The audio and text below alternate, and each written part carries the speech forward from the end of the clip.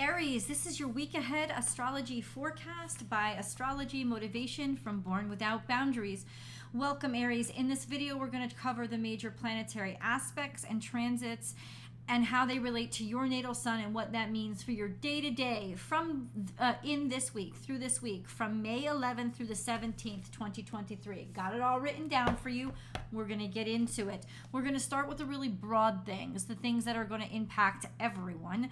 And then we're going to go into the more specific things that Aries should be focused on. And then we'll get into your decans or groups of 10 degrees where your natal sun could be located to help me determine how all of these planets are impacting your natal sun this week. So if you have a natal sun between 0 and 9 degrees Aries, you are an Aries 1. If you have a natal sun between 10 and 19 degrees, you are an Aries 2. And if you have a natal sun between 20 and 29 degrees, you're an Aries 3. You don't have to know exactly the position of your natal sun. I will be estimating the correlating birth dates so that you know. If you want to get your natal chart, that's the best way to do this. And it's free. You could just go online and search free natal chart and a bunch of websites come up. And all you'll need is your birth date, which you already have, the birth time and the birth location. This is all on your birth certificate. So check that out or call mom. She'll probably know. This week, what are the big things that are happening? We have a grand trine. We have a grand trine between Venus, the South Node, and Saturn. Can you say comfort zone? Like people are settling in and I think having a false sense of security with this sense of, really getting a little too ooey gooey and familiar with, a little ooey gooey with it's so comfortable. Guess what? Saturn is also sextile to Mercury retrograde, which means sort of nostalgia for the way things were, or almost like forgetting that there are problems or issues. Sometimes this happens before things change. You can feel the change coming. I can tell you there's change in the air because Jupiter is square to Pluto, a square to Mars, with Mars and Pluto in opposition to each other, all square to the South Node. Jupiter is trine the North Node. This configuration lasts for the next couple of weeks. And let me tell you, it is not an easy configuration. It is causing a lot of pressure and it only intensifies more and more as we go through. That square between Jupiter and Pluto lasts through the 15th.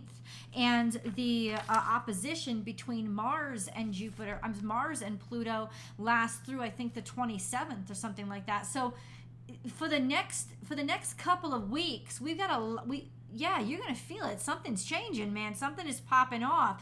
I don't think it's going to explode as much as it's going to implode, because it feels like, I can do anything. I'm totally cool. So I'm fine. If it's not fine, it's not fine. Pluto is bigger than Saturn. Not really in terms of size, but in terms of the energy, no. When Pluto comes in, no matter how cozy Saturn is, it really does not matter. And Pluto is sextile right now, and for the next 12 years, it's till 2035, Pluto is sextile to Neptune. So Papa Neptune don't care what Papa Saturn says is real. It don't care. It's like, I don't deal in reality. And Pluto's, that's right. I'm seeing beyond what's been established. So I know the potential, get out of my way. So there are big changes that are happening. Let's get into it. So this week is going to be ending by the 17th. So yes, Mercury goes direct. Yay, on the 15th. Oh, wow. No, not that big of a deal, because we're not going to really feel it going direct, and stuff starting to Mercury retrograde type stuff stop happening so much really until the 20th or the 22nd. So, but at least we know it's going direct. It's going to post stationary by the 15th, and then it will slowly start to get its forward momentum back. And then Jupiter moves into Taurus on the 17th. So that is a huge transit that happens. Aries 3, if you're born if you're born on the Aries Taurus cusp, Jupiter is still going to be conjunct your natal sun. So don't you worry, my friends. You are at the hot spot. You're going to be at the hot spot for a while. I'm just letting you know. Just letting you know. Let's look what Mars is doing, shall we? So Mars is your ruling dignitary, and it moves pretty fast because it's an inner planet. You as an Aries should always be aware, what is Mars doing? What energy is it under right now? Well, it's in the hot spot, right? It is square to Jupiter, square to the South Node, and in opposition to Pluto. This adds intensity to that whole grand square, grand cross in the sky, a fixed, stuck sense of imminent implosion with Mars. This pugilistic insistence of I will get my way. I will fight through it. Like, it is not, it's like I told you, I've been saying it for weeks now. It's like the Roto-Rooter energy of, if I have to blow this pipe up, there won't be a clog in it in the morning. That kind of energy. So, oh my God. And if you guys, Aries, who are born on the Taurus cusp, it's especially because it's happening right on the cusps of the cardinal, the cardinal fixed cusps. So Aries, Taurus, Cancer, Leo, Scorpio, Libra, Scorpio, and then Capricorn, Aquarius. It's almost like, I want to stay fixed. And the cardinals are like, fuck you, no you don't. And it's like this contention, this contentiousness in the sky. I'm just saying. And Mars this week is also trine to Neptune, which means it's visionary and it wants to take action on stuff that's creative. Doesn't want to do the same old, especially with that sextile to Uranus. I want things different. I want to rebel. Stop holding me back. I'll take you down with me. It's that kind of energy. So there's a lot of intensity and even propensity for ruthlessness now because you're so sick of the crap, right?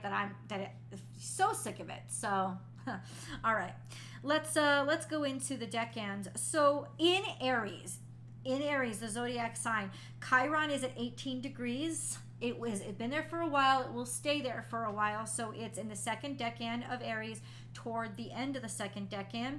And then the moon will pass through Aries between the 15th and the 17th. So it will conjunct the suns of decan 1 during the 15th, during the 16th, decan 2 and decan 3 into the 17th.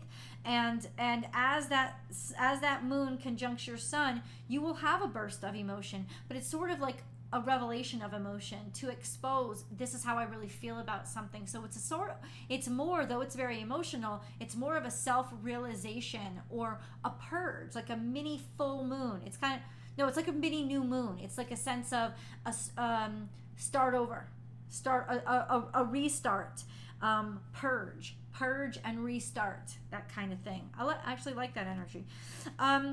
So Aries 1, if you were born, this is natal suns between 0 and 9 degrees. Basically, if you are a March Aries, say March 22nd through the 30th, something like that, you are definitely Pisces Aries cusp, absolutely. And into like the last 10 days of March, that is Aries 1. If you're slightly on the edge, like you're like the 30th into the 1st, you should listen to both decan 1 and 2 because that energy will impact you. So decan 1, your natal suns are, if you are on the cusp between Pisces and Aries, your natal suns are conjunct to Neptune, will continue to be conjunct to Neptune for years. This is a creative breakthrough time for you, real psychic energy and understanding of the self and spiritual context, long-term growth and expansion and development that way. Your natal suns long-term are sextile to Pluto, so change, making a difference, having a strong impact, being relentless, not giving up on something. This is a beautiful energy for you guys. You know just how to use it. And then this week, if you are at the cusp, your natal suns are also sextile to the sun, as the sun is in Gemini in the first couple of degrees. So, oh boy, really having confidence and relentlessness, tenacity, and a real understanding of courage and knowing your life's purpose This is beautiful energy for you. Really, even making friends, since the sun is in Gemini. This sense of looking real good and finding real friendships and people that you like to talk to, and information that they have that will help you. You will also, your natal suns will also be square to Venus. This will only last a week, but this is not the time to worry about the way you look or to change your aesthetics or your atmosphere into aesthetics in any way. Also, watch how much money you spend, because there could be some challenges financially. Venus is in Cancer, so it could have something to do with your family. And then we have trine to Mars. So this is beautiful energy. It's your ruling dignitary. Your natal suns are trine to Mars, which means you understand yourself, you know your purpose, you know your intent, and oh my God, are you going to get it done and have a real strong, almost aspirational impact on other people.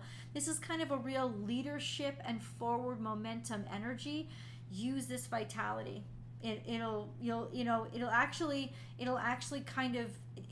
make you feel good. It'll make you feel good to use it and get things done. Aries 2. So this is Aries, basically birthdays in like the first 10 days of April, right? April 1st to the 9th. So we have, you guys are conjunct to Chiron, have been for a long time. Nothing to freak out about, right? Because it's been there for a while.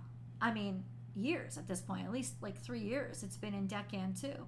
So what does this mean? Finding purpose through your pain. Taking that pain and letting it inspire you to make your life changes, to make yourself change, and to change how you experience life. Like experiencing a tragedy and saying, I'm not going to let that happen, or I'm going to live life to the fullest, because now I'm reminded just how bad it can get, right? It's like coming back from that with stronger purpose. On the 17th, your natal suns will start being square to Venus by the 17th. So in the very beginning of Aries 2. So say first, second, and third, maybe your birthdays, square to Venus. So you guys watch that too, that by the 17th, so the end of this week, you guys early in the second decan are going to start to feel that something's going wrong when it comes to, I hate the way my hair turned out, not a good time to buy a new car or a new house, maybe some problems, breakage, like I said, because Venus is in Cancer, could have something to do with your family. FYI. Aries 3. It's you guys that finish out Aries season with the last 10 days in Aries season. So maybe from the 22nd through, maybe from the 11th through the 22nd. Estimate. Go check out your natal charts for the exacts, but that's around the birth date time. Definitely Aries Gemini cusp. Aries Taurus cusps. Your natal suns are conjunct to Jupiter. If you are on the cusp, if you are on the Aries Taurus cusp, your natal suns are conjunct to Jupiter and sextile to Saturn. So this is some real luck and advancement when it comes to your career. Take advantage of it. You are square to Mars. Your natal suns are square to Mars, which means there is impulsivity. You might want to watch taking too much physical action or becoming too physical, because it will either be interpreted as you aggressing to somebody, or it could actually get you injured. So just watch that energy, because it can be quite precocious. But this long-term square to Pluto means that you are struggling through change, and that change is having a heavy impact in you and constantly challenging you, or just this sense of you're going to have a very formidable personality. And so yes, you will make great strides when it comes to business, but people can business career, but people could also interpret you as, I better give that to them because I feel like you're going to attack me. And that might come around to bite you in the butt. So just be extra aware of how you're addressing people and how aggressively you're moving at somebody. Remember this: relentless, not ruthless. Big difference. And you're going to have to focus on that this week. Aries 3, Please leave your comments below. I love to know about how this energy is impacting you guys. Please come over to Born Without Boundaries Tarot and watch your tarot card reading, your week ahead tarot card reading. And before you click off, subscribe to Astrology Motivation so that we can grow over here as well. I love you guys. I love you, my fellow astrology enthusiasts, and I will see you next week. Bye.